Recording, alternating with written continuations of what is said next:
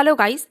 First of all मैं आप लोगों को इन्फॉर्म करना चाहती हूँ कि ग्रेट लर्नर की टीम ने क्लास 10th सीबीएसई बोर्ड की इंग्लिश के लिए एक क्रैश कोर्स स्टार्ट किया है।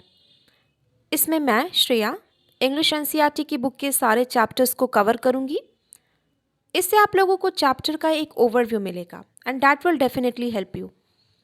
तो आज हम फर्स्ट चैप्टर जो कि है हमारा अ लेटर टू गॉड उसको समझने जा रहे हैं।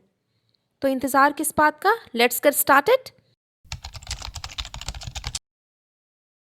इस स्टोरी में हमें 3 चीज़ें देखने को मिलेंगी जो कि है फेथ मीन्स विश्वास, सेकेंड इज आयरनी मीन्स व्यंग and third is humour means हास्य। यहाँ पर एक वैली मीन्स घाटी। तो वैली में सबसे छोटी पहाड़ी की चोटी पर एक घर है जहाँ से रिवर और फील्ड मीन्स खेत। तो रिवर और फील्ड उस घर से दोनों दिखता है। अब ये घर किसका है? तो ये घर लैंचो का है जो इस स्टोरी का मेन कैरेक्टर है। ये स्टोरी उसी के इर्द गिर्द घूमती है। लैंचो को इंतज़ार है तो बस एक ही चीज़ का, और वो है बारिश, जो इसके फसलों के लिए बहुत ज़रूरी है। क्योंकि लैंचो अभी अपने खेत का सारा काम कर चुका था और अभी उसके खेतों में बस पानी की ज़रूरत थी। इसीलिए उसके दिमाग में बारिश बारिश बारिश अभी यही चल रहा होता है और वो बार बार बाहर भागता है ये देखने के लिए कि बारिश आएगी। इसीलिए इधर लांचो के जो बड़े बच्चे हैं वो फील्ड में काम कर रहे होते हैं और छोटे बच्चे घर के पास ही खेल रहे होते हैं। तभी लांचो की वाइफ उन लोगों को सपर मीन्स रात का खाना, तो लांचो की वाइफ उन लोगों को सपर के लिए बुला लेती है। जब सब खाना खा रहे होते हैं तभी बारिश स्टार्ट हो गई। लांचो बारिश को अपनी बॉडी पे फील करने के लिए जल्दी से बाहर जाता है, क्योंकि जिस चीज़ का डेस्परेटली वो वेट कर रहा था वो हो रहा है, तो वो कैसे एक्साइटेड नहीं होता। हमें भी अगर कोई चीज़ चाहिए होती है, किसी चीज़ का हम लोग डेस्परेटली वेट कर रहे होते हैं बहुत दिनों से, और वो चीज़ हमें मिल जाता है तो हम लोग कैसे एक्साइटमेंट में जंप करने लगते हैं, डांस करने लगते हैं। तो वो सेम सिचुएशन अभी लांचो का भी था।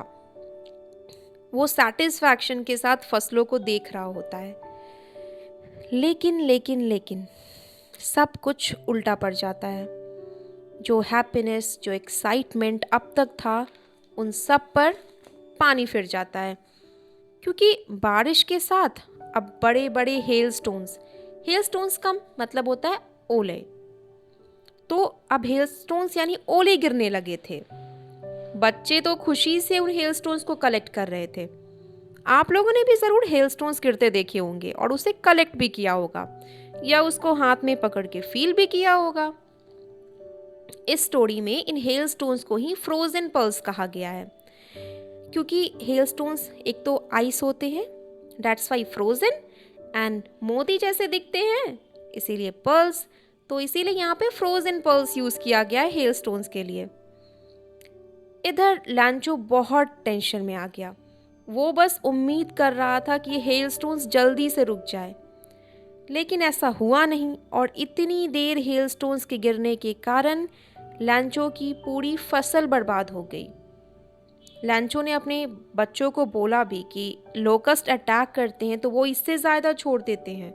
लोकस्ट इंसेक्ट्स होते हैं जो ग्रुप में रहते हैं, और अगर वो एक बार क्रॉप पे अटैक कर देना तो पूरा ही वो डैमेज कर देते हैं क्रॉप को। लेकिन यहाँ तो हेलस्टोन्स कुछ भी नहीं छोड़ा था। अब सब बहुत परेशान हो गए। पूरी रात लैंचो बस एक बची हुई उम्मीद के बारे में सोच रहा था, और वो है हेल्प फ्रॉम गॉड, भगवान से मदद, क्योंकि उसको गॉड पे बहुत ज़्यादा फेथ था। और लैंचो वैसे बहुत हार्ड वर्किंग था, जानवरों के जैसे वो खेतों पे काम करता था, स्टिल उसको लिखना आता था। सुबह होते ही उसने एक लेटर लिखा और वो लेटर उसने गॉड को लिखा था। अब गॉड को क्या लिखा होगा ऐसा उसने? Let's look forward.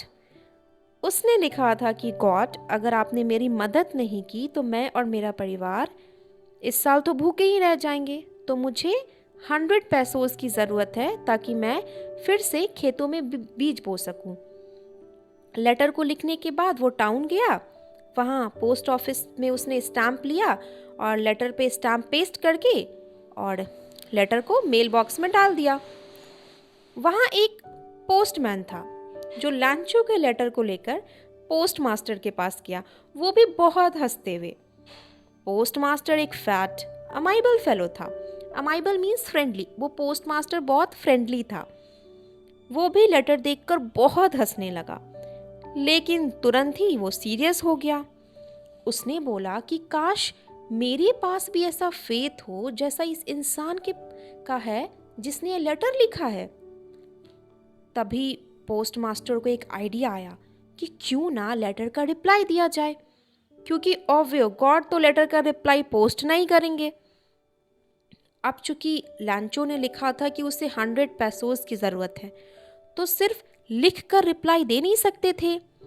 तो सारे एम्प्लॉयज़ ने पैसे कलेक्ट किए और पोस्ट मास्टर ने भी अपनी सैलरी से कुछ पैसे दिए। पूरे पैसे कलेक्ट करने के बाद वहाँ पे बस 70 पैसोस हुए, क्योंकि उन लोगों के लिए पॉसिबल नहीं था 100 पैसोस कलेक्ट करना।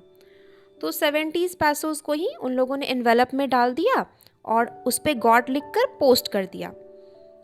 लैंचो एकदम सुबह ही पोस्ट ऑफिस पहुंचा कि कहीं उसके लिए गॉड का लेटर आया होगा, वो देखने के लिए। पोस्टमैन ने उसे लेटर दे दिया और गॉड का लेटर देखकर लैंचो बिल्कुल भी सरप्राइज नहीं हुआ। उसका इतना ज़्यादा फेथ था गॉड पे। लेकिन जब लैंचो ने पैसोस काउंट किए तो वो गुस्सा हो गया, क्योंकि उसने तो 100 पैसोस मांगे थे और यहाँ बस 70 पैसोस था। उसको यकीन था कि गॉड ऐसी गलती नहीं कर सकते हैं। पोस्ट ऑफिस में ही उसने एक और लेटर लिखा और मेल बॉक्स में डाल दिया। उसके जाने के बाद पोस्ट मास्टर ने लेटर पढ़ा तो उसमें लैंचो ने लिखा था कि गॉड, जितने पैसोस के लिए मैंने बोला था उसमें से तो बस 70 पैसोस ही मुझ तक पहुँचे, तो बाकी बचे पैसोस आप भेज देना, लेकिन मेल के थ्रू मत भेजना, क्योंकि पोस्ट ऑफिस के एम्प्लॉयज़ धोखेबाज हैं। So that's the irony in this story. जिन लोगों ने लैंचो की मदद की थी उन्हीं लोगों को लैंचो ने धोखेबाज समझ लिया।